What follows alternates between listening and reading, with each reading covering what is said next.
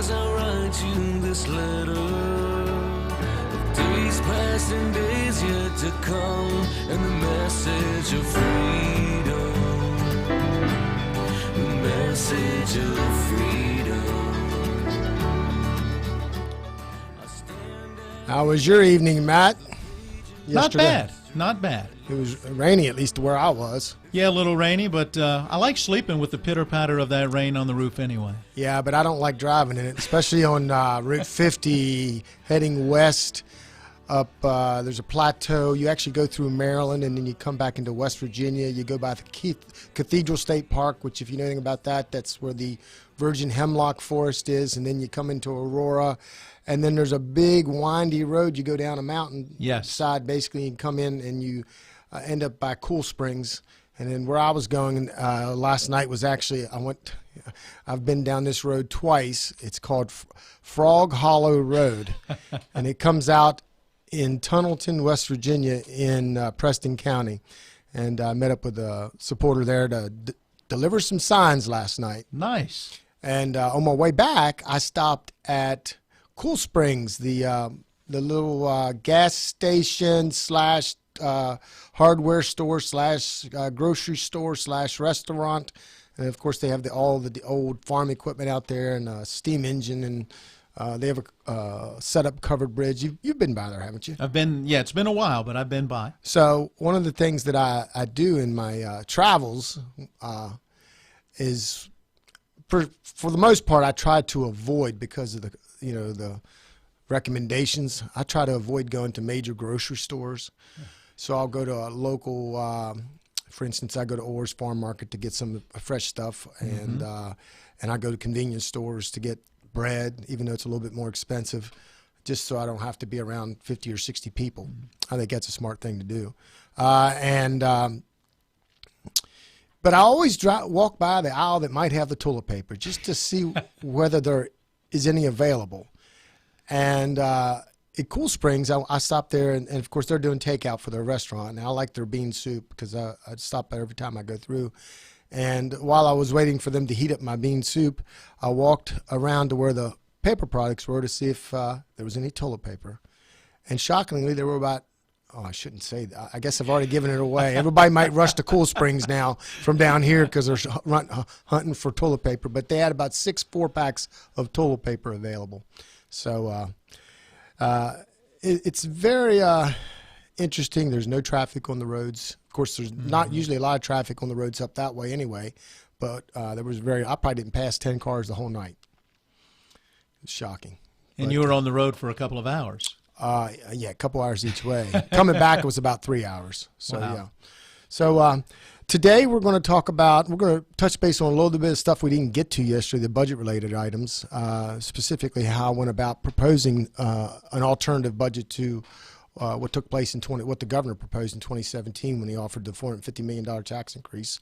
We're also going to talk about health care costs a little bit, and some other proposals that have worked in other states and have a long history. When I say a long history, at least a decade of success in reducing healthcare costs significantly. And we're also going to get a call from, I think Larry Kump should be calling us here after. We'll probably take a break after I do this intro. And Larry Kump's going to call in, and we're going to talk a little bit about some current issues. And specifically, did you hear the governor's press conference today? I didn't get to hear it live. We were recording. I was in another studio, but have gone back and have listened to most of it. So you know the gist of it. The gist of it is he's moving the election to June 9th, and he's also, I guess, instead of the absentee ballots going out on the 6th, they're going to move that forward move it along, slide it just like they did the election day, but they haven't said the exact time frame on that, but they're going to do it in a similar fashion. So I'm guessing 3 to 4 weeks later they're going to send out the absentee ballots, I would assume, but we'll find out when the executive order comes out for sure. And when I left my house, it was not up on the Secretary of State's website. We checked right before I left the house just to see if it was. With this being moved and the way that things are going, do you think that, we'll get results that night, or do you feel like it may take a little bit of time to get everything calculated and done? Well, I believe that it depends. Well, the reason I say, if they would have left it the same, I think you would have had a much larger absentee ballot. People may wait, and rightfully so, because there's a lot of contested primaries. Obviously, the one I'm in is a contested primary. But the other thing is, if we start getting good information, when I say good information, I mean accurate information and improving information. In other words, the trends are not looking good. President Trump, said the next 2 weeks may be, I think he might have used the word grim. And if that holds true and it doesn't start getting better, I think people are going to absentee ballot. But I think if things start to improve before, say, things start to improve, say, by late April, I think people may wait and go to the polling places, but that's still yet to be determined. Could the absentee ballots in this situation actually help the number of votes that are cast? Because we all know that voter turnout tends to be low, and especially when you look at a primary like this, it may be low. Will the voter turnout actually improve maybe because they're being sent to homes and folks have a chance to cast that ballot? Well, first of all, they're sending the applications for the absentee ballot. So you still have to apply. But that might nudge you and say, hey, I'll go ahead and fill out this and I can do it from home, especially the fact that people aren't working right now. I think it was Gaunch, the numbers came out for unemployment claims, and they're not good. I mean, literally, they're talking about potentially up to a 15% unemployment rate in West Virginia pretty soon, which it hasn't been that bad, I think, since, what was it? They said it this morning. It's been 15, 20 years, and even then it was only up to about, I think the last time was like 19%. And I think we're just getting started on the unemployment rate. But getting back to whether we'll get the election results, if they wouldn't have changed the dates, there's no way they would have had the election results that night, because a whole bunch of people would have been absentee balloting for sure. Right. This has a potential, especially if for some reason this blows over really quick, that people will get the results that night. Or at least if somebody's way ahead, some of the closer races might take a couple days to call. So, with that, you want to take a break, and we'll hope Kump calls in, and otherwise we'll go into the budget. Sounds good. We'll be back in a moment.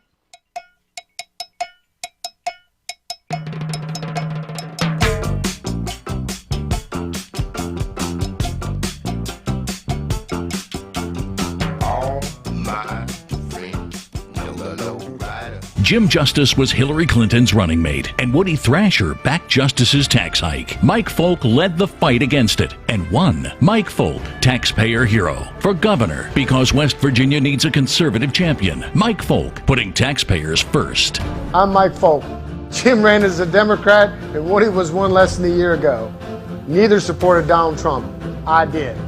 I'm Michael Folk, a pro-Trump Republican running for governor because it's time for a conservative change. If you hang the WVU Medicine sign, certainly has helped take us to another level. Evolving what we try to do as physicians and as a health system and organization is the mission of WVU Medicine, and it's an exciting mission to be a part of. With the knowledge and the years of practice that they've put into this institution, they know a lot. They can help you, and they've helped me a lot.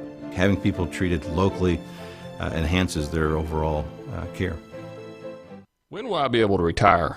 How do I make the most of the money I have? How do I leave a lasting legacy to my loved ones? I'm Philip McCoy, financial advisor with the Mirius Group, a private wealth advisory practice of Ameriprise Financial Services Incorporated. Call us today at 304-263-4343 to help you make the most of your financial future. Our office is located at 1270 Winchester Avenue, Martinsburg, West Virginia. Ameriprise Financial Services Incorporated, member FINRA and SIPC.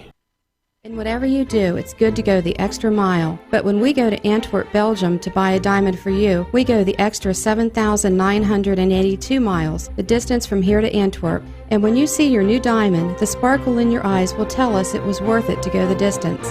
Hi, I'm Lori from Bechtel Jewelers. Dave and I are leaving soon on a diamond buying trip. And here's what going the extra 7,982 miles means for you. A more beautiful diamond than you thought possible for your money. Antwerp is the diamond capital of the world. We work directly with the men and women who buy and cut the diamonds. We personally inspect thousands of diamonds to pick only the best out of each parcel. And believe me, we reject hundreds of diamonds for each one we buy. Would you like to own a diamond that will blow by other diamonds in a flash? We're ready to go the extra 7,982 miles for you. See us at Bechtel Jewelers, Route 11 south of 51 in Inwood. West Virginia has enough problems without subsidizing refugees from terrorist nations and gang-infested countries. But that's what Governor Jim Justice endorsed. And Woody Thrasher supports Justice's plan. Makes sense. Both supported Hillary Clinton for president. Only one governor candidate says no to open borders and bringing refugees to West Virginia. Mike Folk. Mike Folk for governor. Defending our conservative values. Taking care of our own. Mike Folk for governor. Fighting for us.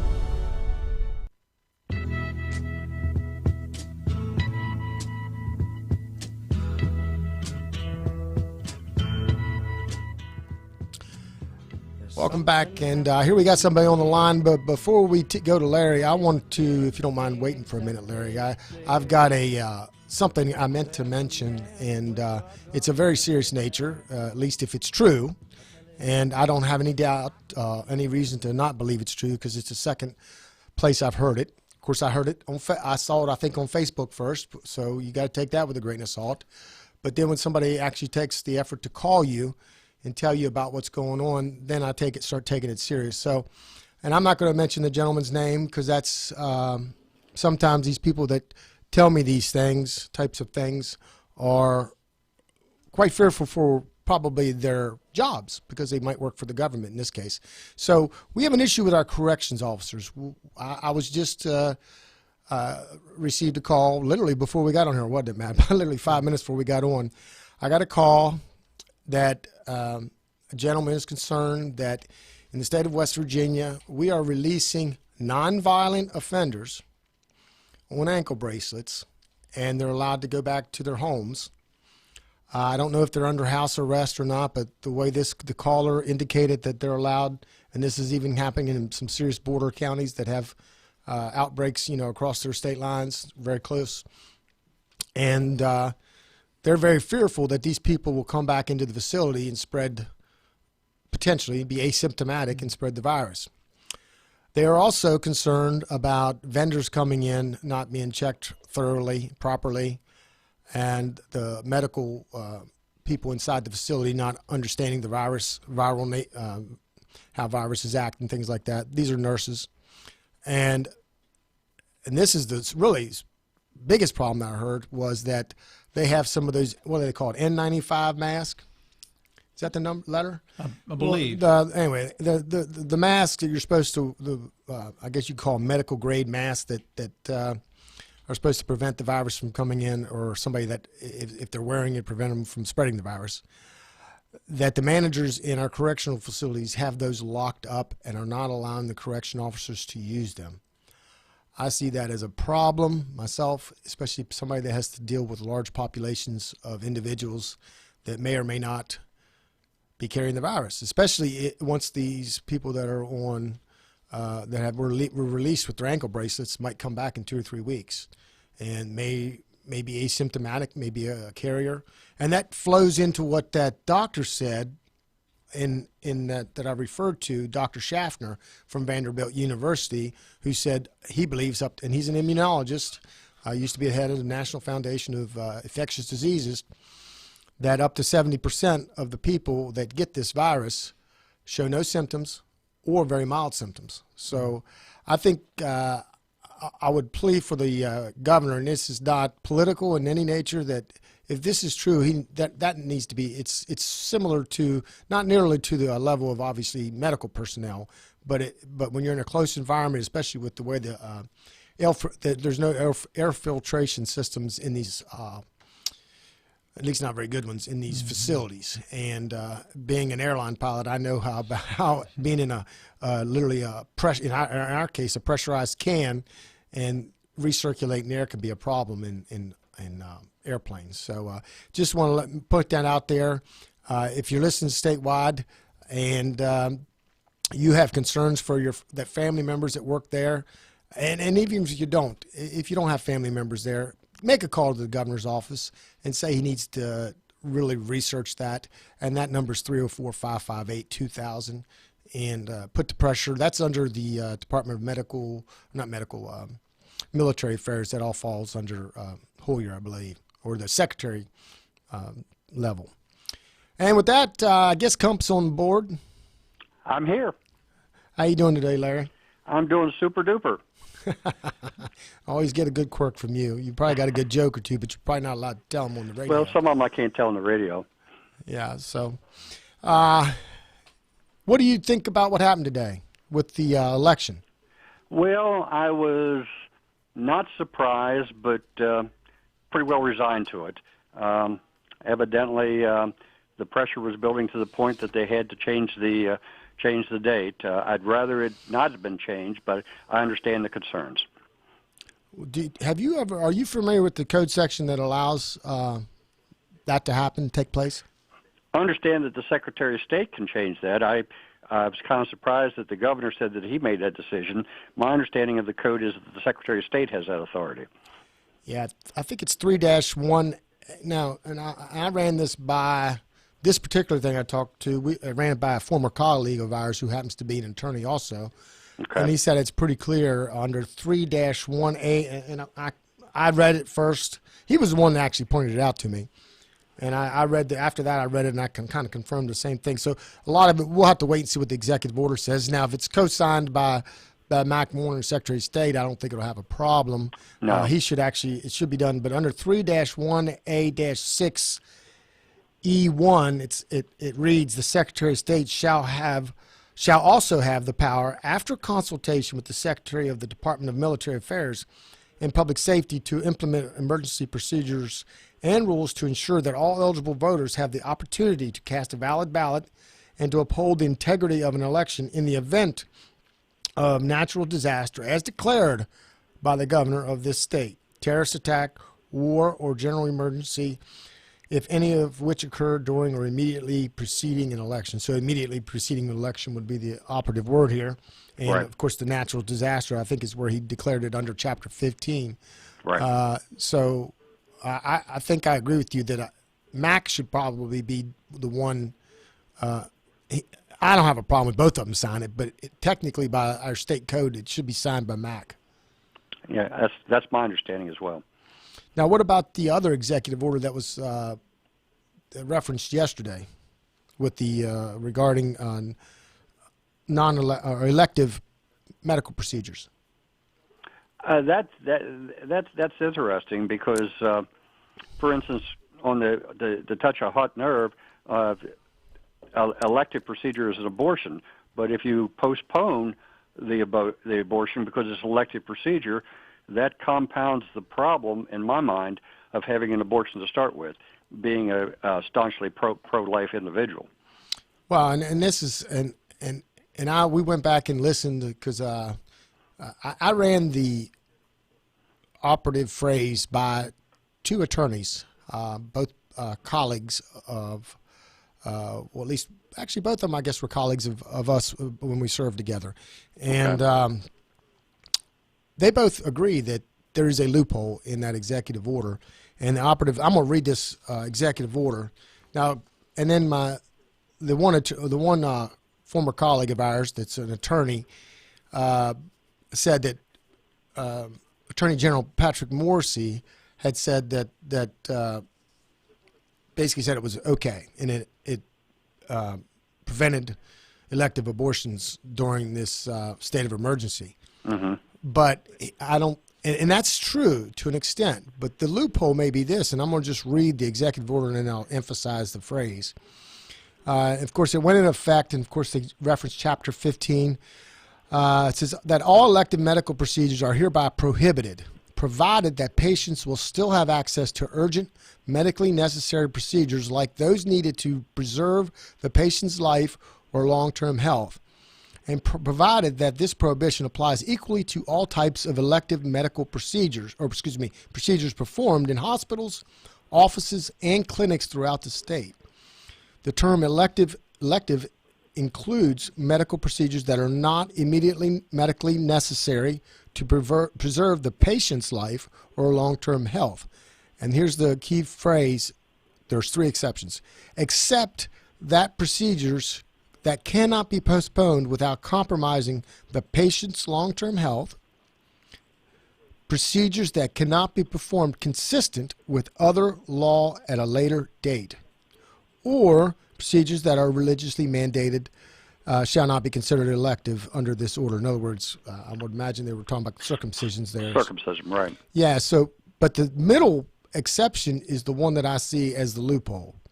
Procedures that cannot be performed consistent with other law at a later date. So if you have somebody coming in, because we have a law in the state of West Virginia, 20-week pain-capable bill, which that's correct. I think it was passed when you were on your little hiatus. Right. And but I was in the legislature at the time, and the way I read that exception, and I ran it by 2 attorneys that agreed that that is a loophole that allows for basically, and we only have one abortion clinic in the state, and it's in Charleston. It allows for somebody that say is 19 weeks pregnant to go into an abortion in the only abortion clinic in the state and have that abortion, because you can't have it a week and a half from now. Right. And the other thing that it would potentially happen is, say someone's 2 months pregnant, so 8 weeks pregnant, say. Now they're going to wait, depending on how long this lasts, and possibly have an abortion at 16 or 18 weeks. Correct. So I know the intent, what the intent was, but the plain language in that exception says otherwise. Right. You agree with that? I agree, absolutely. So whoever wrote this, whatever attorney wrote this, I believe knew exactly what they were doing. That's what the footprints say to me, too. Now, I'm not casting any aspersions on the governor, but I have a feeling the governor's advisors made, I don't know. Unlike, I read bills before I vote. I read executive orders before I sign them. I mean, I would if I was in his place. And that phrase, if that's your intent, and I think the people with the West Virginians for Life need to take a look at that very closely, because I believe that's a loophole for some malfeasance. Well, and it certainly sets up some questions. Well, what are you doing different since you can't go knocking door to door? Well, one of the things, I'm doing a lot of social media, doing a lot of emailing, doing a lot of telephone calling, and I am putting out signs. But I'm being careful to call people first to give them permission, and just putting them on the doorstep so to limit the social contact. So that's essentially how I'm campaigning. All right, so now I got to ask you the tough question. What makes you different than Ken Reed? Whoa, that's a softball question. Number one, I'm adamantly pro-life. I don't believe he can say that. Number two, I'm adamantly Second Amendment supporter. I don't think he can say that. Number three, I've got a wealth of experience both in the legislature and previous to the legislature that gives me a gravitas that he would not have. And secondly, quite frankly, I think I'm a better candidate and a better person. Well, I'm speechless. One other thing I might mention: I've lived in this election district for the last 20, almost 30 years, and I'll leave that at that. Well, I got a little experience with that issue with this present case, and I've always been one to be blunt. Ken Reed, quite frankly, lives a quarter mile from my in-laws, or at least supposedly does. Excuse me, supposedly does, but the reality is he doesn't. So he can try to cross all the T's and I's as far as changing his driver's license and other things, but that doesn't. He doesn't sleep there at night. I can assure you that. He might have a timer on the lights, but yeah, people have asked me if I'm going to engage in the fight of his residency requirements, and I said no. That's about him. That's not about me. I'll leave other venues to make a decision about that, and ultimately it may well be the voters that make that decision. Well, I believe they will. And well, you got any questions for me? Oh, I have a whole bunch of questions. Number one, obviously, two of the candidates against you in the primary, one is a millionaire and one's a billionaire, so they have a lot more resources. And I also have questions about their background compared to those. So how are you going to be able to continue to mount a campaign with people who essentially have deep pockets? And what's the difference between you and those two major candidates politically? Wow, there's several questions in there. Yeah, there is. First of all, I don't think they had as much money as they had 6 weeks ago. What do you think, Matt? They've been spending a lot. No, I don't mean that way. I don't mean it that way. If you're in the market invested in anything right now, you're getting hammered. So, and I could tell you from my own little investment in a couple industries that I can, although Jim Justice owns a lot of coal mines and they're not publicly traded, I can tell you that the value of those coal mines are greatly diminished compared to what they were even 6 months ago, let alone 30 days ago. Or 30 to 45 days ago. Things have taken a turn for the worst in that respect. But more to get to the point, of course, prior to this shutdown of the state, in essence, I was doing town halls literally 2 to 3 a week. Matter of fact, last weekend I had 3 scheduled, one in Pocahontas, one in Greenbriar, and one in Monroe County. I was going to have in Marlinton, Lewisburg, in that Lewisburg area, and which is, of course, Jim Justice's background, and then one down in Union, down in Monroe. And those got put off. But so what we're doing is actually what I'm doing right now with you is one of the things I'm doing, because this is streaming. Anybody that's on the internet can listen to this. So I'm doing that. Same as you, I'm doing a lot of social media. But the difference between me and those guys is that I've been elected 3 times as a Republican, ran 4 times as a Republican. Of course, Senator Unger beat me last time in a close race. I think if it was during a presidential, I would have beat him, but that's a whole different story. And we're trying to use our resources efficiently. I think we're having a lot of success with that. And the biggest thing is getting the message out. And the difference between me and those guys, policy-wise, is they both have a history of supporting massive tax increases. Number one, in the case of Jim Justice, and I discussed this a little bit yesterday. He basically said Roe v. Wade was the law. Roe v. Wade was the law of the land because of the Supreme Court decision. That's paraphrasing what he said during the last cycle. And the reality is, if you look at Roe v. Wade closely, and more importantly, just from a practical perspective, Supreme Court decisions are opinions. They're not law.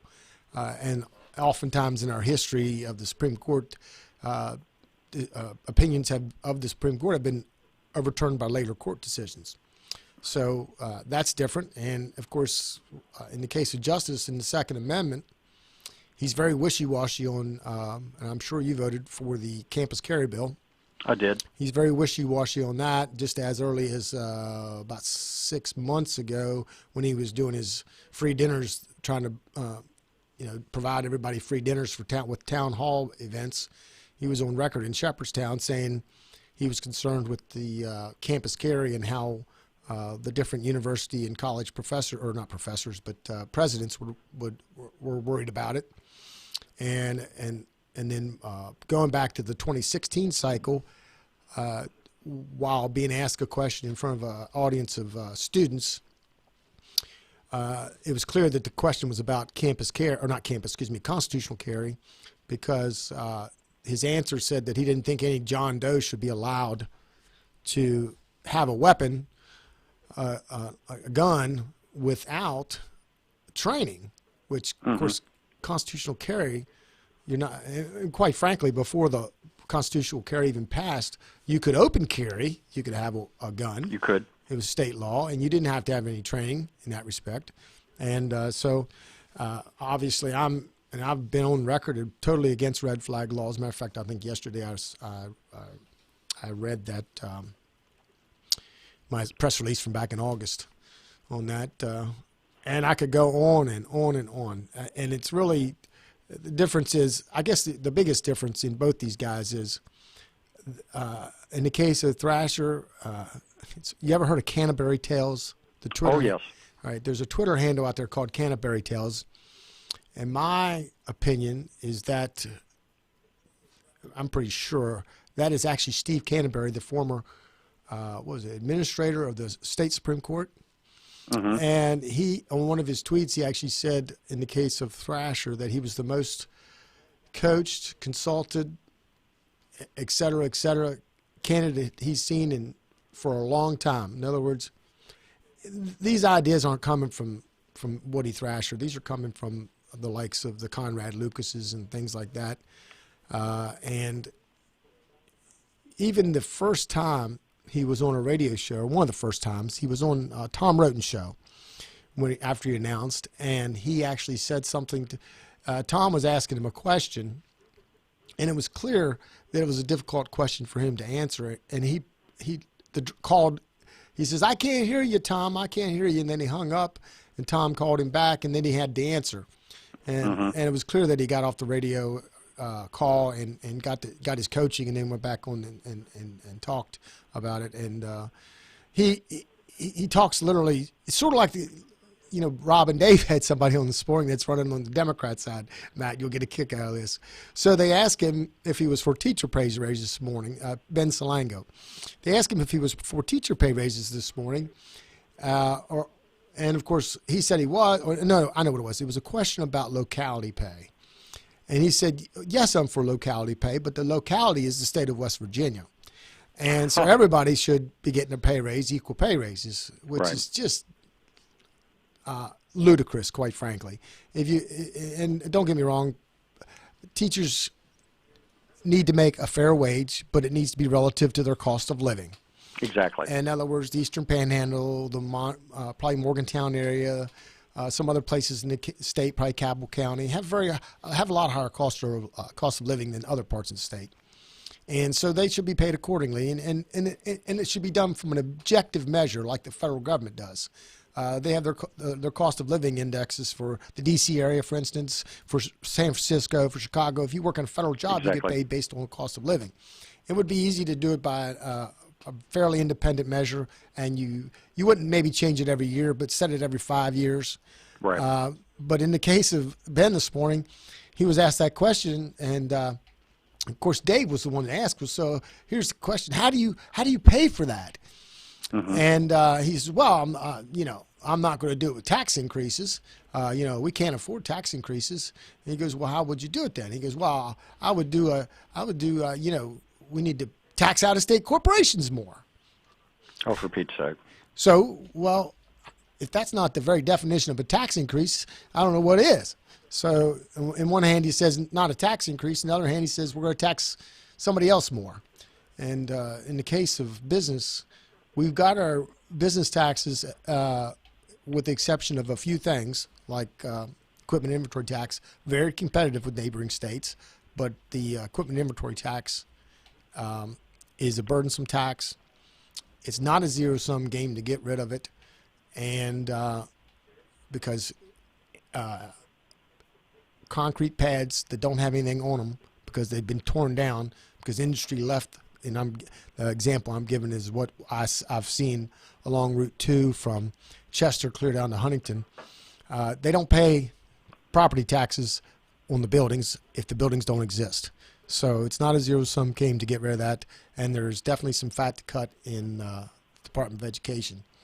So I don't know if that answered all your questions, but that's just a few things. Pretty much. One of the problems I have with the Thrasher candidacy per se, and particularly his media ads, is all I hear is a bunch of platitudes. And one of the things I like about your candidacy and this show is you talk about specifics and you back up the specifics with facts. That's one of the things I like about you. And from my experience, from knowing you for many years as a friend, as a co-legislator, you're not afraid to stand up for what's right, regardless of who's on either side. Well, I appreciate that. Hey, you want to stay on? I'll let Matt go to a break for a minute. Sure. And I need to go to the little boys' room. But we'll stand right back in a minute.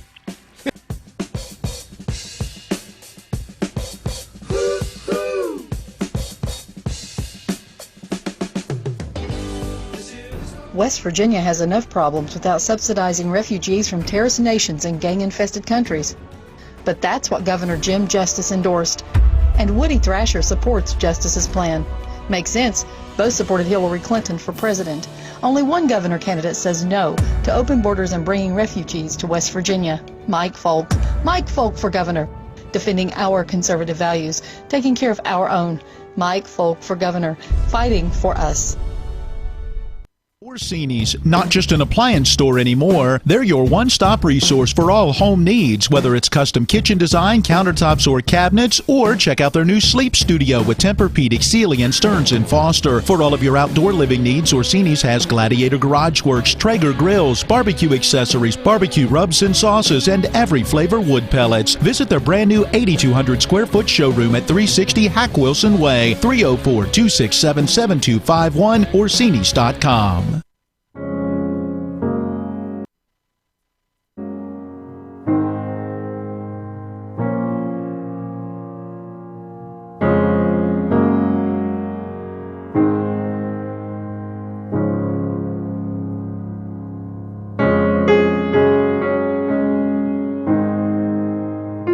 Prepare for what's next, or to plan ahead. We're here. Brown Funeral Home, a legacy of service since 1880. We know that we're asking Americans to do a lot right now.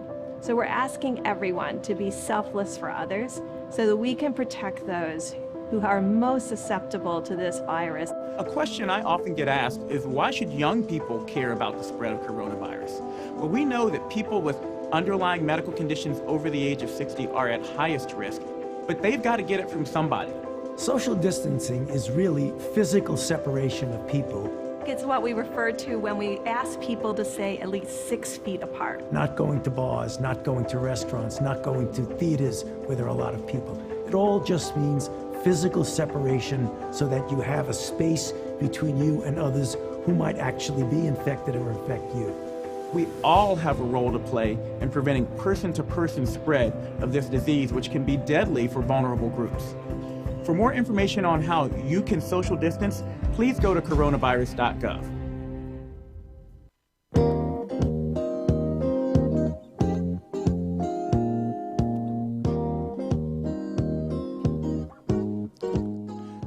Welcome back. Matt's got the good music playing. Of course, he's got to play that Liberty song before we leave again.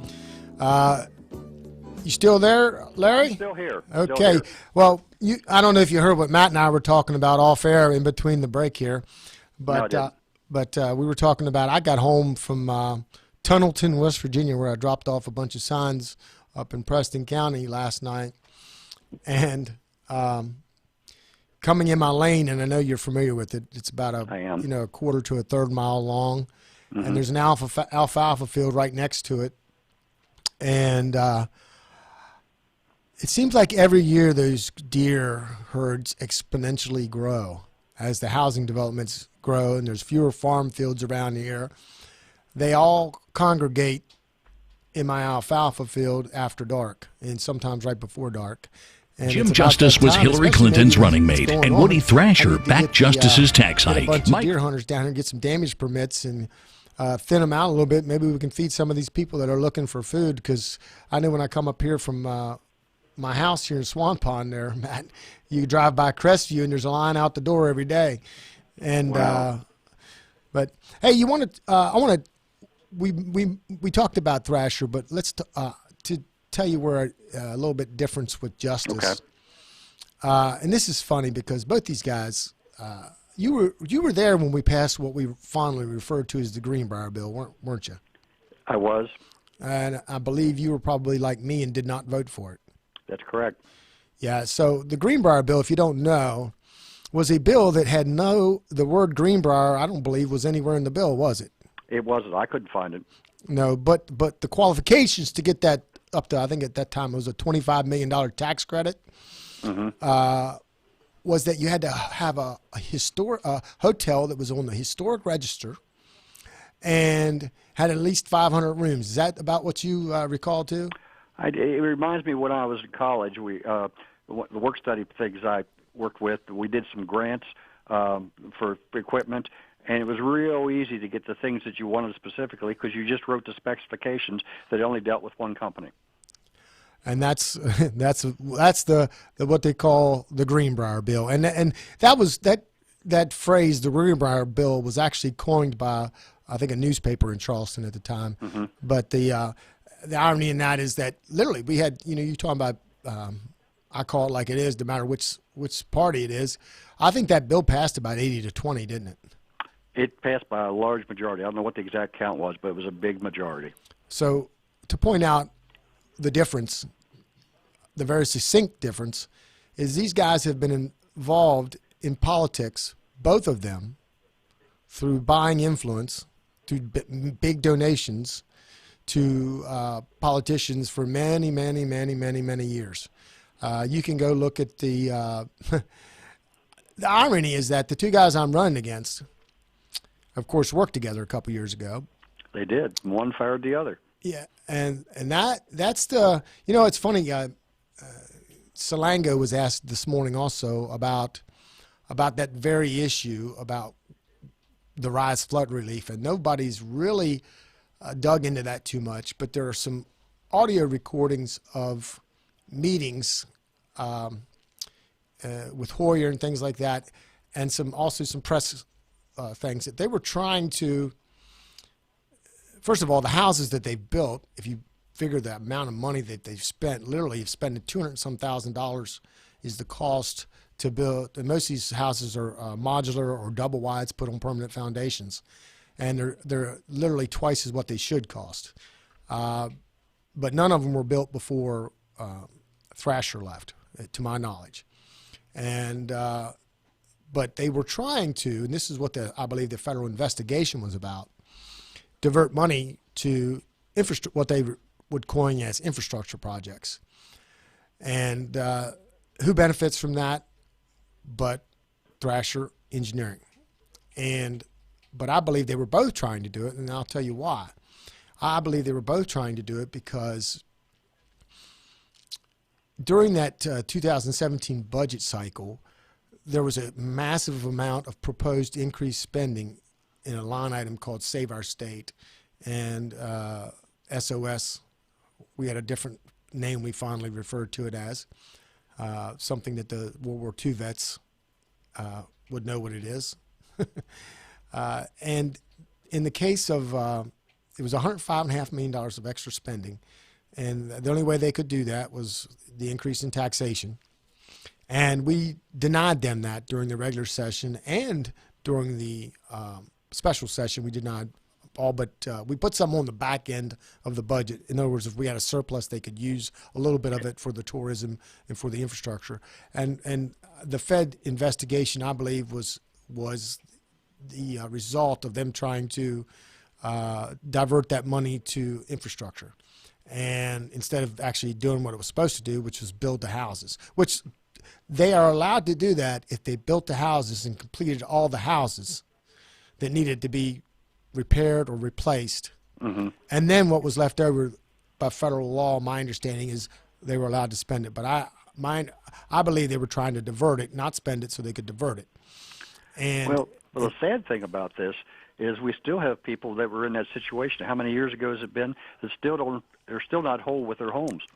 This July, I believe, will be 4 years. And you're correct. And this is the problem with government sometimes trying to solve problems, especially when people are trying to take care of their cronies.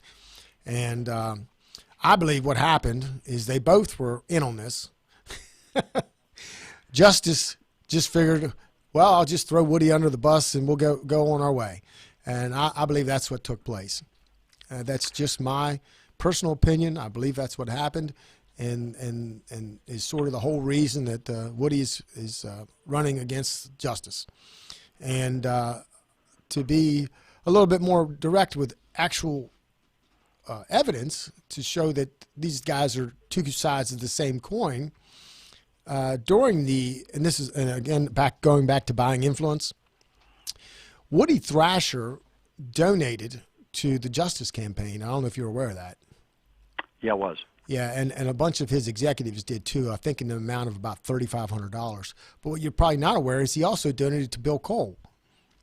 No, I was not aware of that. Yeah, Bill Cole announced early in 2015, right after the session around June or so, and Woody donated. And then about a month before the election in 2016, I guess he figured he was going to bet on the dog that he thought was going to make it through the finish line, and he ended up, in this case, donated, and his other executives at his firm donated $3,500 to Jim Justice. So these guys are, in my opinion, they're two sides of the same coin. Well, how are we doing on time there, Matt? Oh my gosh, about 15 minutes. We're going pretty good. You got anything else to talk about? Yeah, I had two issues. One, and speaking of the budget, and this is prospective, not current or not past budget or even current budgets, but with the unemployment that's rising with the coronavirus situation and the closing of businesses, that also brings a decrease in revenues to the state government. And I was wondering what your thoughts were going to be on the upcoming budget year and how we're going to be able to balance the budget with decreasing revenues. Well, I have some solutions, unless things have changed. As of 2017, the budget that I did and my wife made the spreadsheet for, and I've got the spreadsheet right in front of me, print a copy of it, but I'll just give you a few examples of where money could be found. These are old numbers. These are 3-year-old numbers, but at the time of the dollars that were available in reappropriated dollars, there were $333,778,000 in the general revenue. Now there's more than that, but some of them have constitutional restrictions on them, like DNR money. There's over $100 million in one account that has a constitutional restriction. But just a couple places that you could get money, unless it's changed, which I don't think it has. The Senate has had at that time $29.2 million of reappropriated dollars. Now, to put that in perspective, it's a relative thing. If they spend $100 million a year, that's not a lot. It's going to be a fourth of their budget. But the Senate budget as of FY17 was just a little under $6 million. So it's not much different than that. And unless they've spent a lot of money, there's literally about 4 to 5 years worth of money. That, in other words, you could not give them a dollar for 3 or 4 years, and they would have enough money to run off of. And that was a result of when Governor Tomlin, who was then Senate President, and prior to that was Senate Finance Chair, stuck a lot of money in there, so you've got literally probably over $25 million that could be swept out of there. You've got an account in the development office. Now I don't know where this figure stands, but back then there was $22 million in the development office, and that's on a budget that at the time was about $11 million. So they had about 2 years worth of their budget in there. There's several other line items, and what we actually did at that time was to close what was in reality, because the press reported it as a $450 million budget deficit based on the governor's proposed budget, which was included over $300 and some million of increased spending. The reality is, based on revenue expectations, without raising taxes, we were about $100 million short. So we went in and line itemed or swept those accounts that had highly excessive amounts of reappropriated dollars. And I think that's another issue that's in my mind is the Cardinal Institute recently, and not so much recently anymore, announced that there's about $300 million a year in the state budget that aren't actually on state-mandated programs, but are on accessory programs that might be good causes, but aren't part of the state mandate. Yes, if you're talking about stuff that either is a constitutional mandate that you provide, like public education, or a federal mandate matching program, which is a lot of what the state education department spending is. I hadn't heard that figure, but that sounds about accurate, which is somewhere around 5 to 10% of the budget. Yeah, there's a lot of what I've seen, and I'm not a budget expert, but I've seen a lot sprinkled in the budget, what I call our feel-good programs that have nothing to do with the state mandate.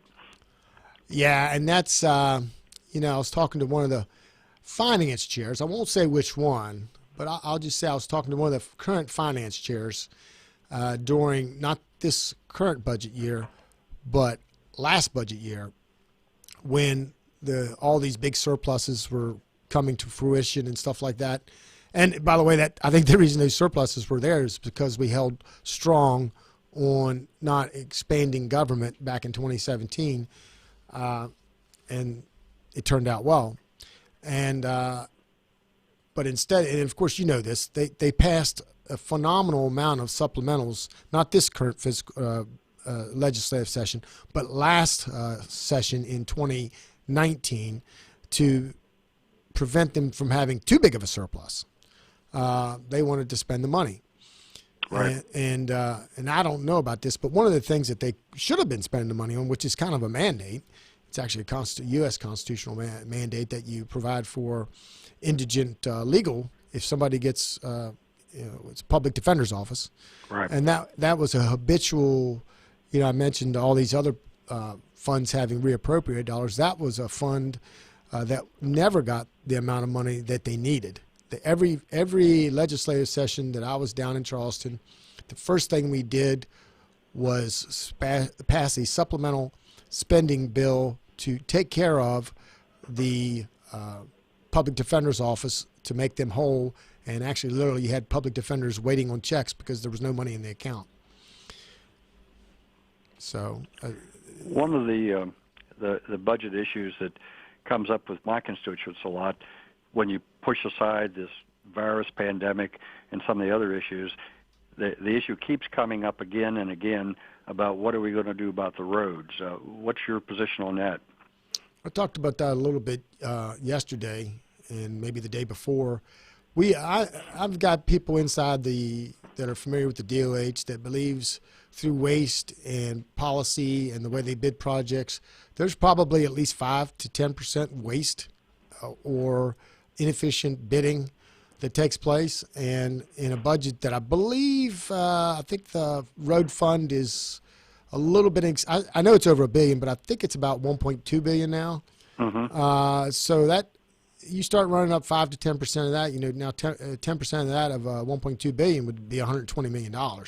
That's a lot of money to fix roads if you do it more efficiently without adding a dime. And Matt, you want to take one more? I see you looking over there. Want to take one more? Well, the other thing, and this You don't is have pet to take a peeve break. Just about 8 minutes left. Okay.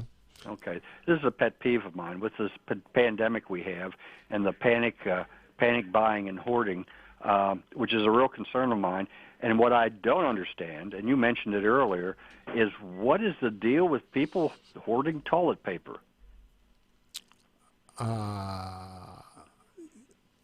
That's a good question. I haven't done a poll on human nature on why they're doing it. I mean, that would take a psychological. I'm not sure. We're lucky in that respect. My wife doesn't buy in bulk as much as I do, but she happened to go to the grocery store, I guess about 3 weeks ago, before the run was made on the. No pun intended. The run was made on the toilet paper, and she actually bought 2 big 9-pack double rolls. So we were good. Even with 5 children, we were good. But she did give a little coaching with the kids on how to economize so they didn't waste it.